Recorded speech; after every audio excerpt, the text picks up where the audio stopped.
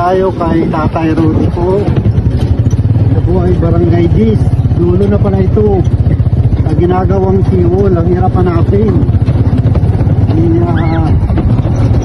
Kabilang ilog daw po dito. Baka dyan na nakaw.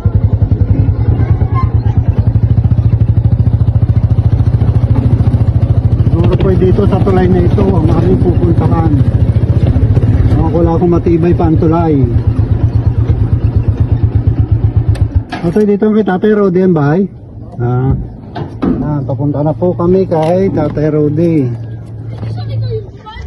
Dadalhin po namin ang kaunting tulong ni Pinay France. Ito na po, ilang sardinas po at saka bigas. Kaya na. Mas masarap po pala sa abang duko. Kami ay tatawid sa tulay. Tulay ba to? Yung may as. Wala akong matibay. Kami matibay.